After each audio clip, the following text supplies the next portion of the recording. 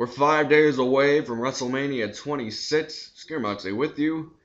Different change of setting. This be sitting in the comfort of a living room, not my living room, watching the show this Sunday night.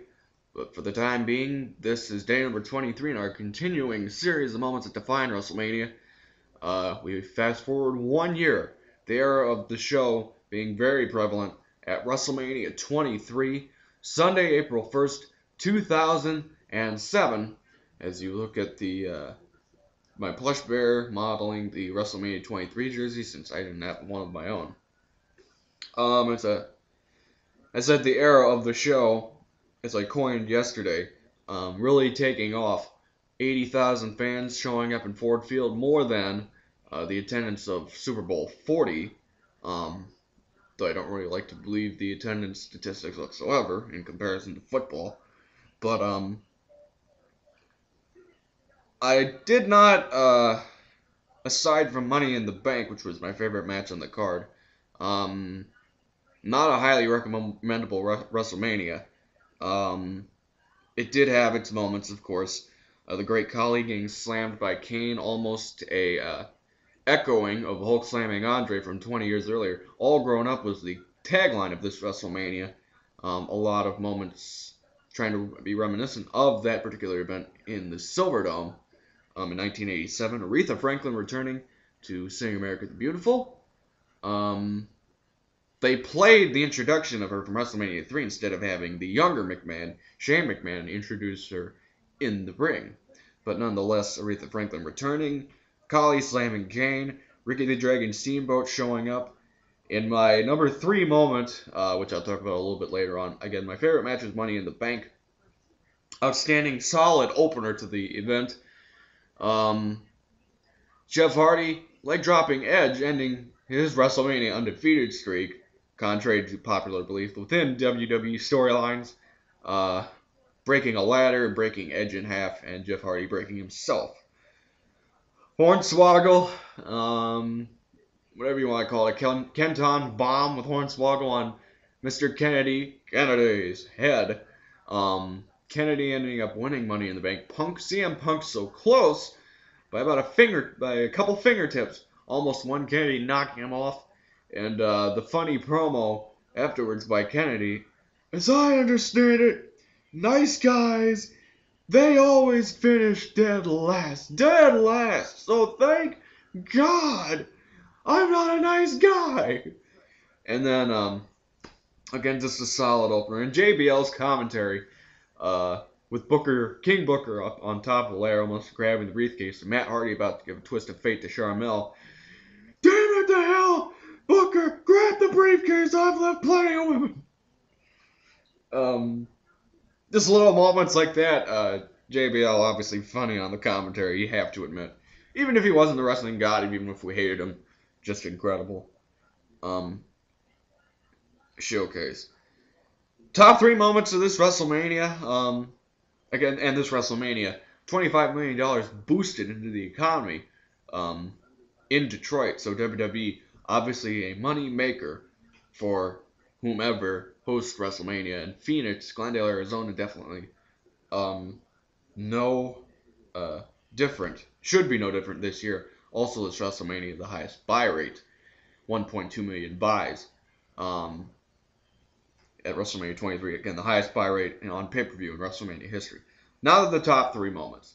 Number 3, perhaps the funniest backstage skit in WrestleMania history, as I mentioned. WrestleMania 20 had Moolah and Mae Young sneaking up out of nowhere to kiss Mean Gene and the Weasel.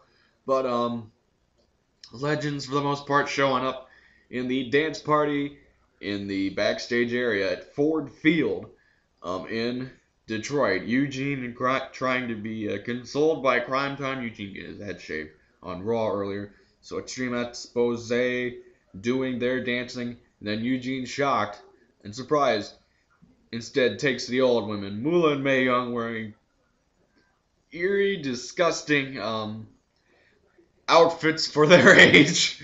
Thus leading to the cameos, the endless cameos by Sergeant Slaughter, Jimmy Hart, IRS. See Pat Patterson, Mean Gene getting into the dancing mood. Ricky the Dragon Steamboat showing up, boy, doing the nod, and then it fades to the dance party, all ending with the emphatic Ron Simmons, damn. But just a noteworthy and a funny skit. Only well worthy of WrestleMania in the entertainment. Number 2 moment.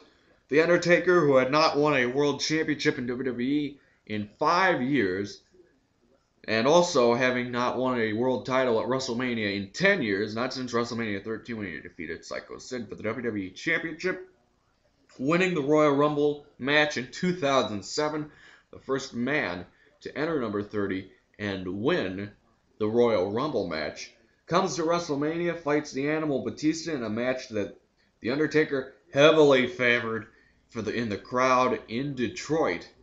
But Batista having to carry Undertaker through much of the match.